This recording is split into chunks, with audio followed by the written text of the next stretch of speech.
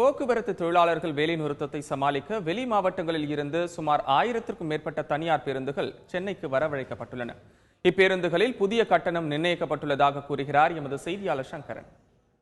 தனியார் பேருந்துகள் மிக அதிக அளவில் சென்னை மாநகருக்குள் இயக்கப்படுவதற்காக அதிக அளவில் தனியார் பேருந்துகள் பல்வேறு மாவட்டங்களிலிருந்து திருவண்ணாமலை, வேலூர், விழுப்புரம் உள்ளிட்ட பல்வேறு மாவட்டங்களிலிருந்து கிட்டத்தட்ட 400க்கும் அதிகமான பேருந்துகள் தற்போது கோயம்பேடு பேருந்து நிலையத்தில் சென்னையிலுடைய பல்வேறு பகுதிகளுக்கு நகருக்குள்ளாகவும் சென்னை புறநகர் பகுதிகளுக்கும் செல்வதற்காக ஏராளமான பேருந்துகள் தயாராக இருக்கின்றன. அதாவது இது தொடர்பாக நாம் தனியார் பேருந்து ஊழியர்களை நாம் பேசிய போது இன்று ஒரு நாள் மட்டும் இன்றைக்கு மட்டும் 1000 தனியார் பேருந்துகள் சென்னை நகருக்காக பல்வேறு மாவட்டங்களில் இருந்து வந்து கொண்டிருக்கின்றன என்ற ஒரு தகவலை தெரிவித்திருக்கிறார்கள்.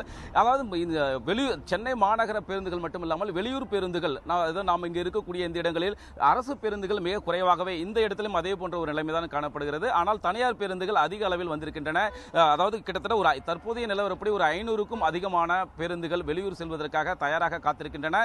இது தொடர்பாக ஏற்கனவே தமிழக அரசு ஒரு கோரிக்கை விடுத்தது. பொதுமக்களுடைய வசதிக்காக அவர்களுடைய போக்குவரத்து கருத்தில் கொண்டு தனியார் பேருந்துகள் அனைத்தும் இயக்குவதற்கு முன்வர வேண்டும் என்ற ஒரு தமிழக அரசினுடைய கோரிக்கையை ஏற்று பல்வேறு மாவட்டங்களிலிருந்து தனியார் பேருந்துகள் இங்கு வந்திருக்கின்றன. அதாவது அரசு போக்குவரத்து துறை அதிகாரிகள் எந்தெந்த இடங்களுக்கு செல்ல வேண்டும் என்ற ஒரு கருத்தை தெரிவிக்கிறார்களோ அதன் அடிப்படையில் இந்த பேருந்துகளை எல்லாம் இயக்குவதற்கு அவர்கள் தயாராக இருக்கிறார்கள். தற்போது நம்மிடையே இந்த தனியார் பேருந்தினுடைய நடத்துனர் நம்முடைய இருக்கிறார்கள். அவருடைய நாம் இது தொடர்பாக சில கருத்துக்களை கேட்கலாம்.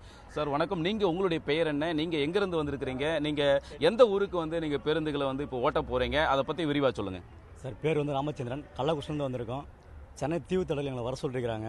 நாங்கள் மொத்தம் 20 வண்டி வந்திருக்கோம். கள்ளக்குறிச்சிலேருந்து வந்திருக்கோம். எங்கள் எல்லாம் சென்னை தீவுத்தடல் வர சொல்லியிருக்கிறாங்க. தீவுத்தடல் போயிட்டு அவங்க எங்கே சொல்கிறாங்களோ அந்த ஊருக்கு போவோம். அவங்க சொல்கிற ஸ்பேர் நாங்கள் போடுவோம்.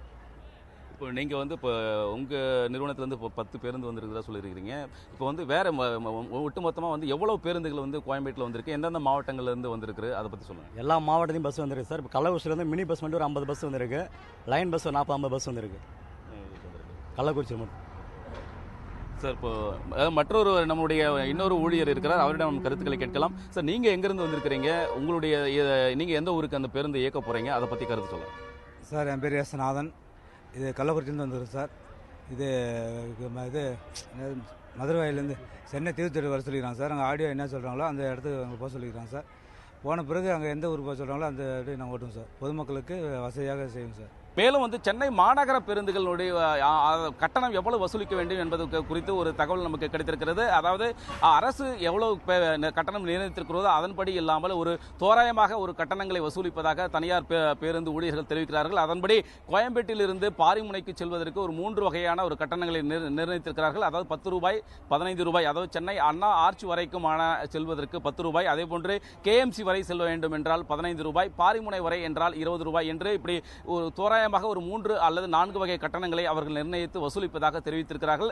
அரசு பேருந்து கட்டணங்களுடன் ஒப்பிடும்போது இது சற்று கூடுதல் என்றாலும் ஆட்டோ உள்ளிட்ட அதுபோன்று செல்வதற்கு அதிக அளவில் கட்டணங்களாகும். அதை ஒப்பிடும்போது இது குறைவான கட்டணம் தான் என்று அவர்கள் தெரிவிக்கிறார்கள்.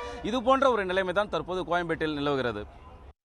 சென்னையில் இருந்து பல்வேறு ஊர்களுக்கு செல்ல அரசு பேருந்துகள் கிடைக்காததால் நீண்ட நேரம் காத்திருப்பதாக பயணிகள் வேதனை தெரிவிக்கின்றனர். திருவண்ணாமலை போகிற பஸ்ஸு செஞ்சுக்கு போகும். அதுக்கு இன்னும் பஸ்ஸு வரல. நீங்கள் எதாவது கேட்டிங்களா? இங்கே இப்போ யாராவது பார்த்த அதிகாரிகள் யாராவது இன்னும் இல்லை, கேட்கல. எப்பவுமே கவர்மெண்ட் பேருந்துகள் அதிகமாக இருக்கும். திருவண்ணாமலைக்கு செஞ்சுக்கலாம். இப்போ ப்ரைவேட் பஸ் தான் அதிகமாக இருக்குது. கொஞ்சம் வருத்தமாக இருக்குது. போக்குவரத்து தொழிலாளர்களுடைய நியாயமான கோரிக்கையை நிறைவேற்றப்படணும். அந்த நிலுவைத் தொகை அனைத்தும் அவங்களுக்கு போய் சேரணும். அவங்களுடைய கோரிக்கை நியாயமான ஒரு கோரிக்கை தான். நான் திண்டிவனம் போனோம். மாநகர பேருந்து எதுவுமே இல்லை. ப்ரைவேட் பஸ் நிறையா இருக்குது. ஆனால் திருவண்ணாமலை போகிற பஸ் இன்னும் வரல. யாரை கான்டாக்ட் பண்ணுறது என்னன்னே தெரில. இப்போ நான் திண்டிவனம் போயிட்டு அங்கேருந்து மாறணும். இப்போ சிட்டிலேயே பஸ் இல்லாமல் இருக்குது. இப்போ திண்டிவனம் போய் மாறினா அங்கே பஸ் இருக்குமா என்னன்னே உண்மை புரியல எனக்கு. ஒரு வழிகாட்டுதல் உங்களுக்கு யாராவது சொல்கிறதுக்கு யாராவது கைட் பண்ணால் நல்லாயிருக்கும். கைட் ஆமாம் நினைக்கிறேன். யாருமே இல்லையே. யாரை கேட்குறது என்னன்னு உண்மை தெரில. கொஞ்சம் மனசு சங்கடமாக தான் இருக்குது. சரி ப்ரைவேட் பஸ்லேயாவது போயிடலாம் அப்படின்னு நினைக்கிறேன். ப்ரைவேட் பஸ்ஸும் நிறையா இருக்குது. திண்டிவனம் போகிறதுக்கு இன்னும் வரல.